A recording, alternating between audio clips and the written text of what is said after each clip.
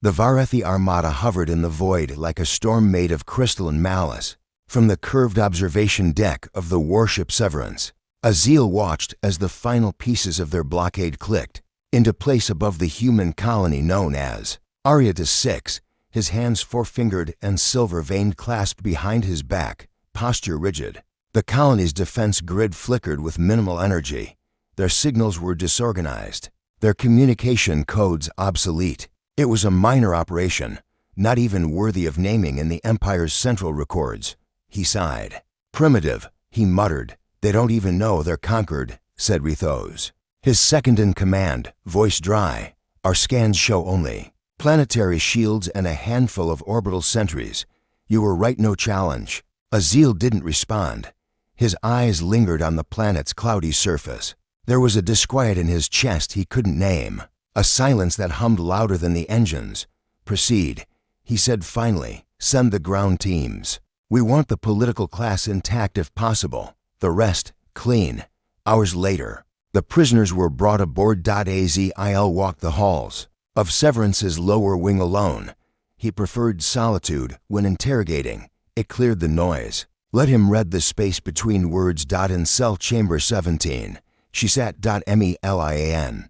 She wore simple slate-colored clothes, dust clinging to her sleeves. Her auburn hair fell in curls over one shoulder, and though she had been sitting on a hard bench for hours, her posture remained composed, dignified, even when the door hissed open. She looked up, not afraid, not defiant, curious. Azil frowned.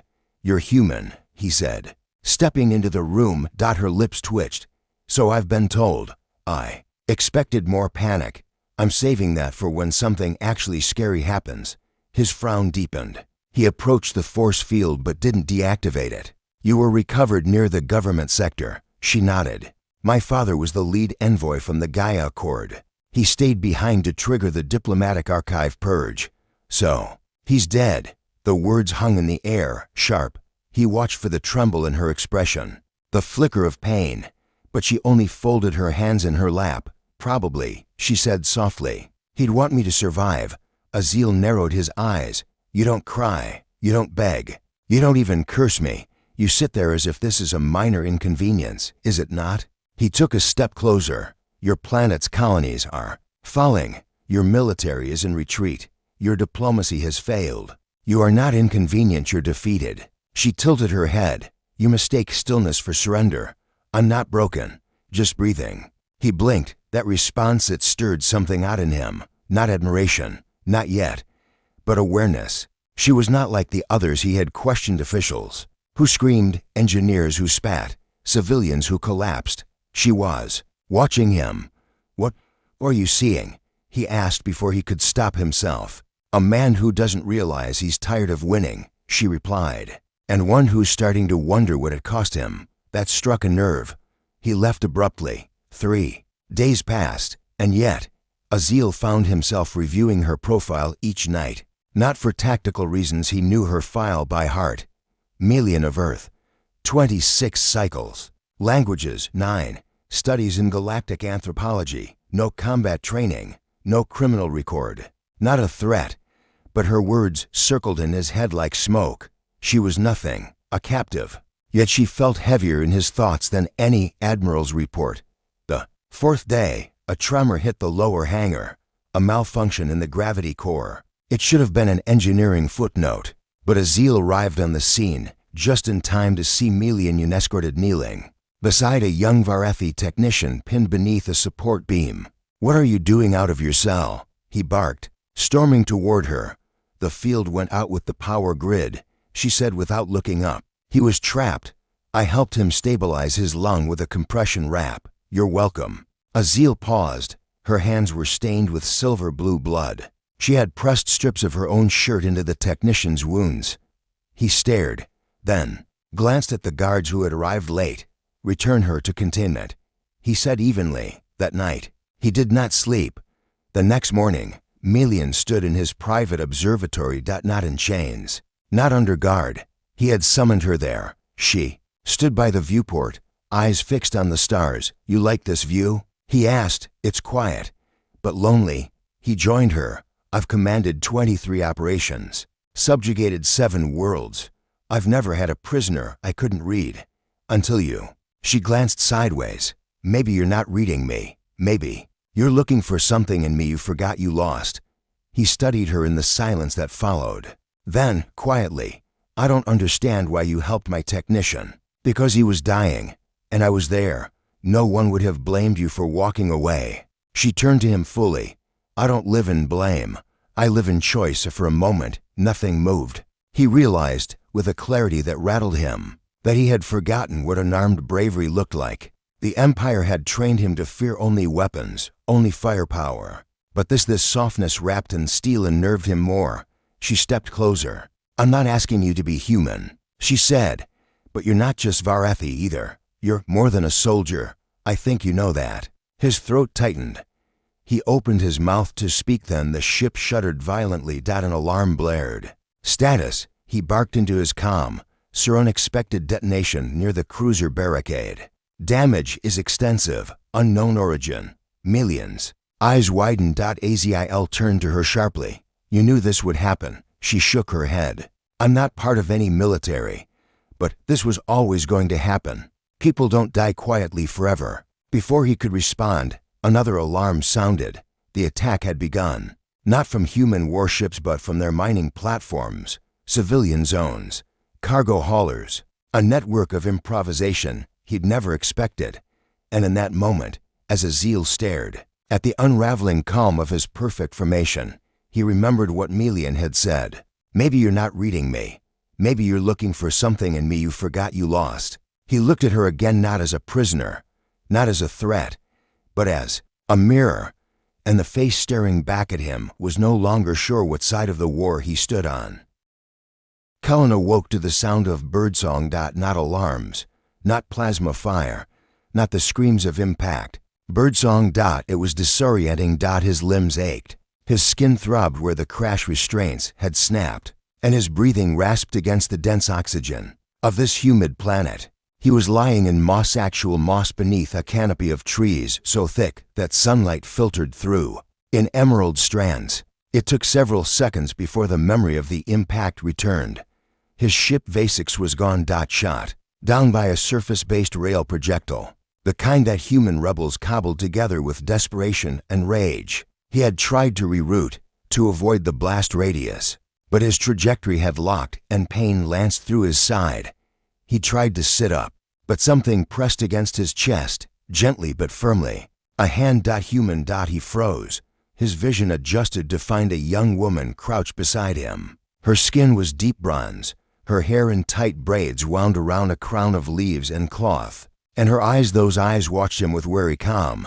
She didn't flinch, didn't draw a weapon, just pressed one finger to her lips. Quiet. His first instinct was to reach for the emergency beacon on his belt, but it was gone. Removed. Smart. When he tried to speak, his throat barely croaked. Who? She tilted her head. Then, instead of answering, she placed a metal flask to his lips. He drank. Sweet, warm water with the faint taste of citrus. And then, without warning, the world went black again. The second time he woke, it was dusk. Soft light filtered through a lattice of woven palm leaves overhead. He was inside a structure, not quite a hut, more like a survival dome camouflaged with forest. There were vines and dried herbs hanging from the ceiling, and the walls were made of salvaged alloy panels. He turned his head and saw her again. The girl. No, woman. She was crouched near a fire pit, crushing roots in a stone bowl, humming softly. When he shifted, she turned and met his gaze. No surprise. She had known he was awake. He tried again. Why didn't you kill me? She signed something with her hands. He blinked. I don't understand. She frowned, thought for a moment, then retrieved a tablet from behind her. It was battered, but functional. She typed quickly, then handed it to him. I don't speak. My name is Nira. I'm not going to kill you unless you try something stupid. Cullen let out a breath that was half a laugh, half a groan. Nira. He repeated. You're human. She nodded. And you saved me. Another nod. Why? She stared at him a moment, then typed again. Because you were broken and alone. I know what that feels like. He looked away, ashamed. I'm your enemy. She shrugged. Then handed him a steaming cup of something that smelled like mint and ginger. In the days that followed, they lived in silence. Nira treated his wounds with precision and care. She fed him roots, fruits, and something that tasted suspiciously like roasted insect, but he didn't complain.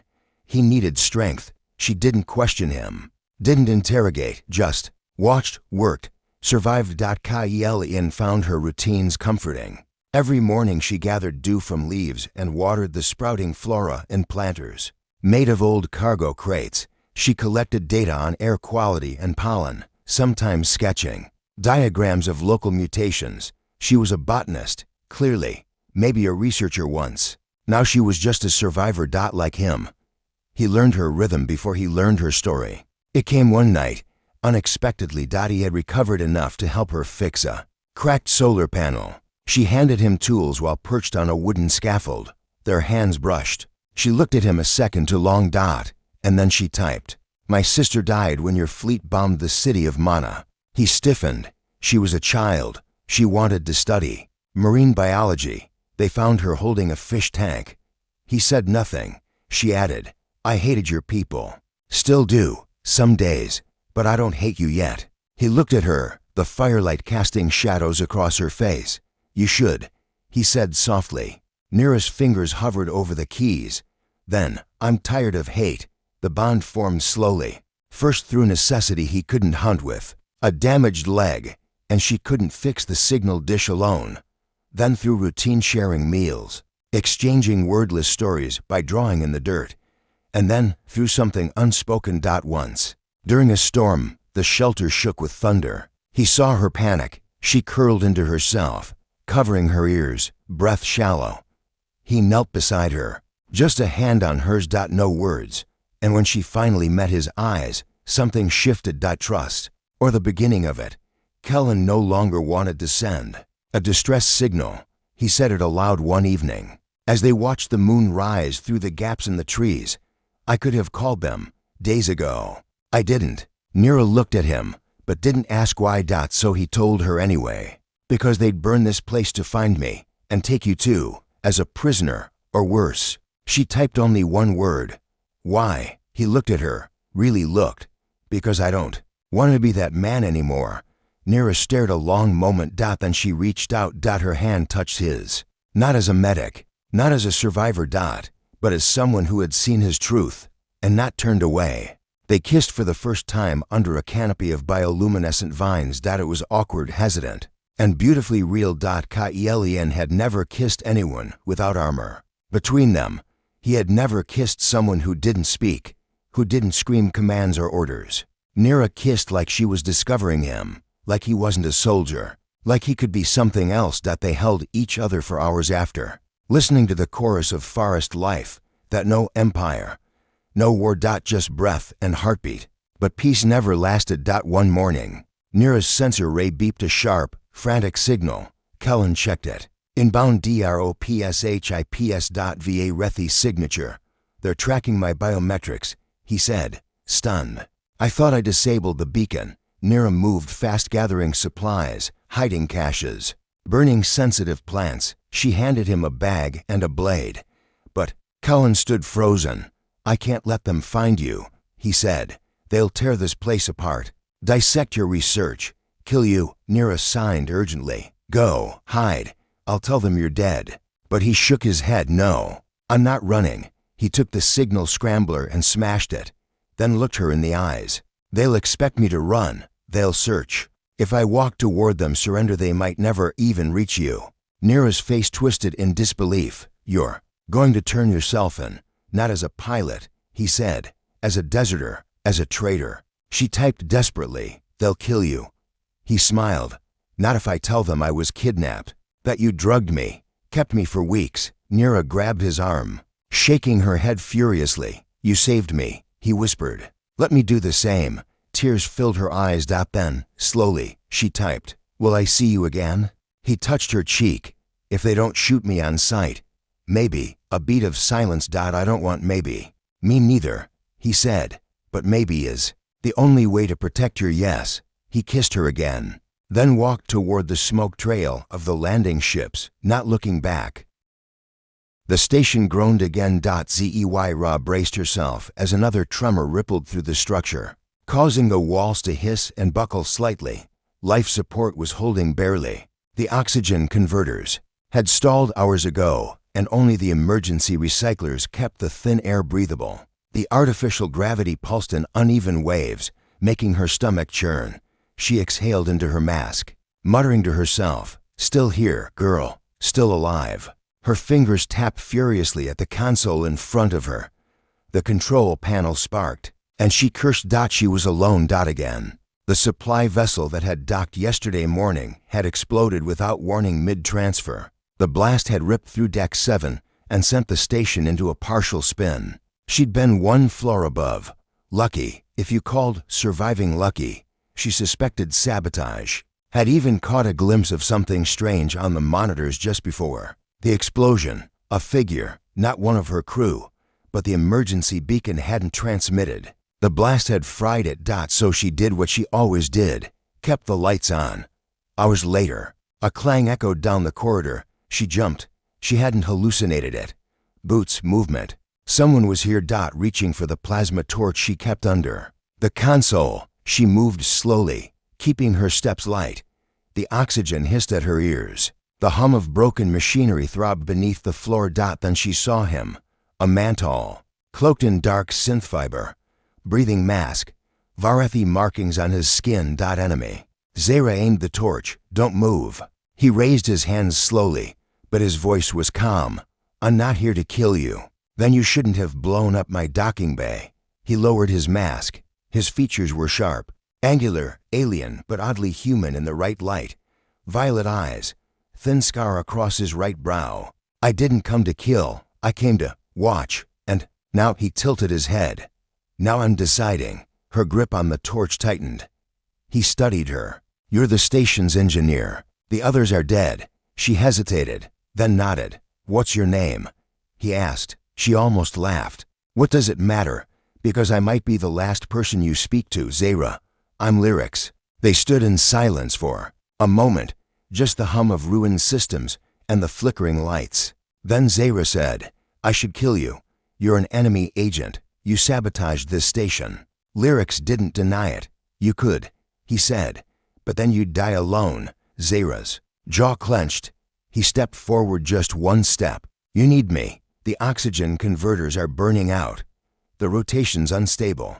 You can't fix this alone, and you can." He shrugged. "Enough to buy you time." She considered it, then, reluctantly, lowered the torch. They worked side by side for the next 6 hours. Lyrics was efficient, precise, not just a soldier and engineer of some kind. He didn't brag, didn't bark orders. He moved through the broken station like someone who had once known how to build, not just destroy. Zera was quiet, focused, but curious. Finally, during a systems bypass, she asked, "Why sabotage this place? We're not a warship. We monitor communications, science, signals. We're nothing, nothing," he repeated. "You were broadcasting a deep encoded distress call across Sector V. We were trying to warn civilian colonies." "Exactly." His voice was low, conflicted. Zey Ra paused, peering at him in the dim light. "You don't sound proud." He didn't answer. Instead, he turned a damaged valve slowly, expertly calibrating the balance. She watched him. "You've done this before," she said. "Not sabotage. Fixing things." He hesitated. Then nodded. "Before the war, I designed energy grids. So why destroy them now?" He looked at her, eyes heavy. "Because the Empire decided creation was weakness. They shared rations. In the observation dome, only one panel remained intact, giving them a narrow view of stars and distant orbital debris." Zera sat against the wall, chewing slowly. Lyrics sat nearby, legs crossed, hands resting calmly. She studied him again. He hadn't removed his cloak, but she could see the edges of a tattoo on his wrist, half burned. "Ceremonial, maybe. You regret it," she said. He looked at her. "Not the sabotage. Joining them." Lyrics exhaled slowly. "I believed in the Varethi vision once, that we could unite the galaxy, prevent chaos, save knowledge. So what changed?" He didn't answer immediately. Instead, he asked, "Why are you here? She blinked. I'm the station's chief engineer. No, I mean, why here? Why a science station in a forgotten corner of the system? Why not a city, a fleet? She looked down. Because I built something once, and it got people killed. He didn't speak. So she went on, the words bitter in her throat. I designed a new kind of energy relay. Small, efficient, adaptable. Someone used it as a weapons conduit, overloaded a city grid, took out half of Veralis Prime. Lyrics didn't. Respond. Not with blame, not with pity. Just silence. Zey Ra continued. After that, I just wanted to fix things. Something small, something quiet. I thought, if I worked in the dark, I wouldn't hurt anyone again. He looked at her. You're not the only one who tried to run from their past. Later that night, the lights dimmed again. They lay on opposite sides of the dome, backs against the curved wall. Zey Ra spoke softly. You're not going to call your fleet, are you? No. Why not? He looked at the stars. Because for the first time in years, I'm not sure they're right. Zera turned to face him. His eyes were unreadable, but not hard. Then why did you come here? I was ordered to disable the station, then report back. But when I saw the blast, the wreckage, I stayed. Why? Because I saw your face on the monitor. You were trying to save someone, not run, not fight, just help. She held his gaze. A strange heat settled between them, not just physical, something else, something deeper. I've seen people like you before, she whispered. They come with orders, they leave with guilt. And you, I stay with ghosts. He reached out slowly. Not touching her, just a hand halfway. Then maybe we could stay together, he said, just until the end. She didn't take his hand, but she didn't look away. The kiss came. Later. After they finished restoring a partial sensor sweep. After they discovered no reinforcements were coming, not for her, not for him. After they stared into the silence of space and saw only fragments of everything they had once believed in. It wasn't desperate. It wasn't hurried. It was a slow, deliberate choice. To broken people pressing their foreheads together in the dark, sharing breath, fingers tentative. When their lips met, it was soft, solemn. A promise made of ruin. The final days were quiet. They repaired what they could, rerouted oxygen to a single sector, shared stories in silence. But the end came anyway. A transmission. Va Rethi Fleet Command. Operative Lyrics. Report status. He hesitated. Then opened the channel. This is Lyrics. The station is unrecoverable. No survivors. He muted before they could reply. Zey Ra watched him. You lied. He nodded. Double quotes. I don't want them finding this place. Finding you. So what now? He looked at her. We go dark. They sealed the outer hull. They powered down all signals. And then, in a forgotten station orbiting a war-torn moon, an engineer and a saboteur rewrote their story quietly, completely, and together. The city of Serafis used to shine. Now it whispered with ruin. Wind swept through its cracked glass towers and twisted metal roads, moaning like ghosts mourning the world that once was. Entire sections had collapsed inward, vines growing wild through the ruins, as if nature was trying to reclaim what fire had left behind. Solon moved carefully through the rubble. She kept low, her footsteps silent, her pulse steady. This was enemy territory, what was left of it. The Varethi fleet had struck here first when they invaded the Andaran continent. The bombing had been precise, strategic, and devastating. But Solon had survived. She always did. She wasn't a soldier, never had been. Before the war, she'd been an ambassador to off-world peace summits. She'd spoken 13 languages fluently. She'd signed treaties, brokered truces, studied art, and believed in the quiet strength of words. And then the treaties failed. The words dried up. And now she carried a pulse rifle and wore scars across her shoulder and hip. Some things changed. Others were stolen. She ducked under a shattered archway and descended into the underground. The rebel hideout was buried beneath the central library, now a skeleton of scorched stone and ash. A fitting metaphor. The guards recognized her instantly. No one else moved like Solon. No one else carried herself like she still remembered who she used to be. Anything on the horizon? She asked, unstrapping her gear. A tech specialist nodded grimly. Intercepted Varethi comms. They've got a ghost operative moving west. Unknown target. Very quiet. Very careful. She frowned. Extraction. Uncertain. Might be a defector. Solin's gaze narrowed. Then we find them first. Irail had long stopped believing in redemption. He didn't travel with maps. Only coordinates scrawled into memory, etched from the brief years he'd served on Varethi Command. They had used him as a psychic train to feel enemy patterns, detect traps, sense movement through probability. They'd called it precognitive. Symmetry. He called it a curse. He'd touched too many minds, seen too many deaths before they happened. And once, he had hesitated. That hesitation had cost an entire cruiser and everyone aboard. They'd branded him defective, unstable. He'd fled instead of waiting for punishment. And now he wandered. He'd heard whispers about the ruins of Sci-Fi, about rebels using the collapsed city as a sanctuary. He didn't care about politics, only about hiding. He needed the silence, the anonymity, but he wasn't alone. He felt at first like the tremor of an oncoming storm, not physical, but emotional. Intent, raw and bright. Someone was watching him. 100. Irael turned slowly, drawing no weapon. Instead, he stepped into the open and saw her. The woman had copper skin and sharp eyes, a rifle slung casually over one shoulder and a long coat stained with ash and time. She didn't flinch. Neither did he. You're not Varethi military anymore, she said, voice cool. He nodded once. You're alone. Yes, why? He didn't answer. So she said, I'm Solin, former diplomat, current rebel. He tilted his head. Irail, former ghost, current mistake. Something in her expression softened. You defected. He hesitated. Then nodded. Double quotes good, she said, because if you hadn't, I'd have shot you already. They walked the ruins together. She didn't trust him, not fully, but she didn't leave him behind either. What are you looking for? She asked as they picked through the broken streets. A place to disappear. Not many of those left. I only need one. She glanced sideways. You're not afraid I'll kill you in your sleep, no. Why? He paused. Then, softly, because your soul doesn't lean toward cruelty. Solin blinked. You can sense that. He gave the faintest smile. I sense patterns, emotions, intentions. Not perfectly, but clearly enough. Handy.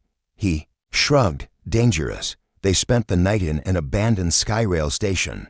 Half the ceiling was gone. Stars gleamed through the open ribs of steel like distant watchers. Solin built a small fire from debris, heat dampeners masking their position. Irail sat across from her, quiet, still, like a shadow that had forgotten how to speak. Finally, she asked, do you regret leaving them, the Varethi? He nodded. Slowly, I regret waiting so long. Why did you? He looked at her through the flames. Because I believed we were doing something noble. And now, I believe we were afraid. Of change. Of humanity. Of what we couldn't control. She watched the fire flicker. Why did you come here? Because I saw your name in a stolen dossier. He said. She stilled. You signed the Tevers Accord. The only one who tried to stop the war. Her voice was barely a whisper. I failed. No. Irail said. You tried. He reached out, slowly, fingers trembling, not from fear, from restraint. Solin didn't move. His hand touched hers, light as dusk. They sat like that. To enemies, no longer armed, just skin. Warmth, memory. I've been touched by too many minds. He murmured, yours is quiet. That's not the word most people use. He smiled faintly. It is mine. They kissed as the fire died. It was slow, questioning, a test. His lips were colder than she expected, like someone not used to warmth. But he leaned into her like gravity itself, pulled him closer, and when she exhaled, her breath shook not from fear. From what? She hadn't touched anyone in years, hadn't trusted anyone in longer. But Irail kissed her like he had waited all his life for something soft, and Solin kissed him like she had finally found something real in a world built on ash. Morning came with static. The calm's unit crackled. A voice frantic, low. Solin. Varethi patrols, to clicks north, closing fast. She pulled away from Irail, heart leaping. They found us. He stood, calm. Go. I'll hold them off. No, I have their frequencies. I can jam their sensors. If you stay, they'll find the others. She clenched her fists. You'll die. Maybe. I'm not losing you. He stepped forward, placing a hand over her heart. You found me in the ruins. You made me want to be better. If I survive, I'll find you again. If not, he kissed her one last time. Remember me. With mercy. Then he ran toward the storm. Solon watched him disappear through the rubble, and something inside her cracked, not from grief, from love, and that was more dangerous than anything. The fleet cracked open the sky from orbit. The HFY vessels appeared like blades of obsidian slicing through the clouds perfect. Disciplined, unstoppable, the capital ship, Varian Dusk, led the formation with silent menace, its dark hull reflecting no light, as if space itself bent away in fear. Solon stood on the edge of the cliff outside, what remained of the rebel command center. Her eyes narrowed against the glare of the incoming storm. They're moving faster than expected. Navian reported, setting down the binoculars. Etta, 20 minutes. No response from Sector 4. Jamming's already begun. Solon nodded. Grimly, they had no fleet left, only a collection of mismatched freighters. Retired cargo haulers turned into decoys, and 22 real fighters patched together from the remains of forgotten battles. But the people behind those ships, they were no longer just rebels. They were survivors with something worth protecting. Solon stepped back into the command chamber, her fingers brushing across the map table. Lights blinked red, mostly failure.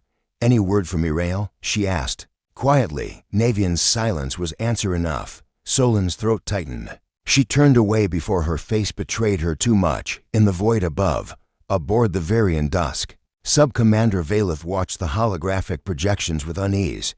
They know we're coming, she said, and yet they don't retreat, replied the fleet marshal. Fascinating creatures, stubborn even in extinction. Valeth didn't respond. Instead, she studied the human formation scattered, unpredictable. Nothing like any fleet doctrine. No symmetry, no elegance. Chaos. But she'd read the internal reports. That same chaos had brought down an entire Zephyrian division near Urish Prime. That same chaos had forced the Empire to triple its reinforcements in the Stellar Belt.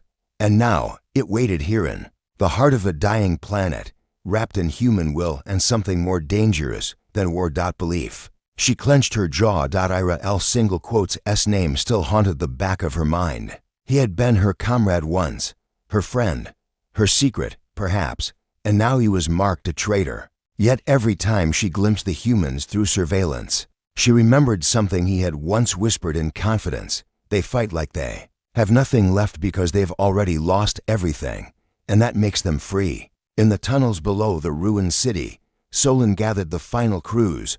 The fighters were prepped. The pulse cannons were charged. The fallback plan was simple: fight, fall back, scatter. But hope wasn't part of the mission briefing. Still, she felt it. Just a flicker. Maybe from Irael's memory, maybe from her own anger, maybe from the way Navian clasped her shoulder before heading to his cockpit. No heroes, he said with a weak smile. Just survivors, she answered.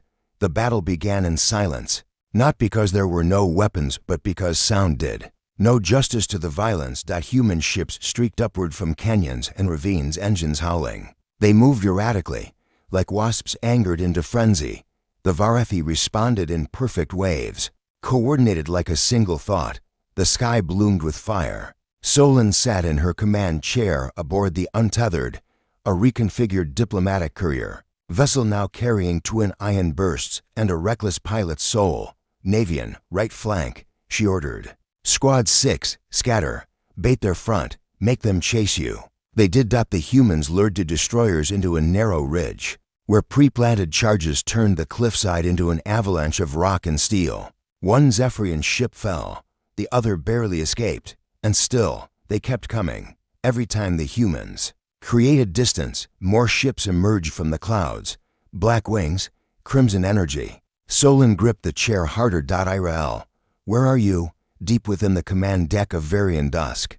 Valeth made her choice. She accessed a private frequency. Encrypted. And whispered, Irael, if you're alive, this is Valeth. They're launching ground teams. They expect surrender in 2 hours. If you're going to change anything, it must be now. In the lowest orbit, a cloaked transport broke silence. Its systems had remained dormant, buried beneath debris in the planetary rings for 16 hours. Inside, Irail lay still, alive, barely. His injuries had healed badly. His pulse was shallow, but his mind was sharp, focused. He heard her vaelith, and more than that, he felt solen. Her fury, her grief, her stubborn will, like fire licking through his ribs. He activated the systems manually. Set coordinates. And whispered back, "I'm coming." In the heart of the ground battlefield, Solin's ship took a direct hit. Alarms blared. She was thrown sideways, striking the console hard enough to daze her. Blood streaked her vision. Navian's voice buzzed through static. "Solin, we lost Sector 3. I repeat, we." Then silence. She cursed, dragging herself upright. And then, out of the clouds, a flash, a scream of metal. And a shadow. A transport. Not registered on any scanner. It dove straight into the Varian Dusk's flank. Not in aggression. In signal, a code burst exploded across frequencies. Encrypted. Raw. Va single quotes red high code. Inside their own systems, chaos bloomed. Confusion. Disconnect. The Empire's chain of command fractured for 12 full seconds. And in those 12 seconds, the humans struck. A coordinated assault led by Navian, still breathing, still flying. They hit the dorsal arrays, crippled the relay engines, and disabled 3 cruisers. It wasn't enough to win, but it was enough to hurt. Solen watched from the rising smoke and felt her heart drop. The code came with a tag. A memory. Not data. Emotion. Irael single quotes S. Presence. He was alive. She ran. They found each other in the ruins. A broken square once paved in silverstone, now charred. Irael stood near the old monument. His skin burned, his voice weak, but his eyes, they were the same. When she reached him, neither spoke. They just fell into each other's arms, wrapping around like gravity had brought them home. She whispered, "I thought you were dead." He breathed, "I was, until you gave me a reason not to be." The battle dragged on, but the Varethi had changed. Reports leaked fractures in discipline, defections, officers refusing to fire on med ships, whispers of Irael's signal spreading through the Empire's ranks like wildfire. And on the final night, Valeth defected. She brought 3 warships with her. The Empire didn't fall, but it broke, and when the smoke cleared, it never rose quite the same again. Weeks later, Solin and Irael sat together on a ridge above the city they had saved. Their hands were dirty, their scars deep, but they were not afraid anymore. "What now?" he asked. She leaned into his shoulder. "We rebuild, we teach, we remember, and if they come back," she looked up at the stars. Then at him. "Then we'll remind them what love can do to empires."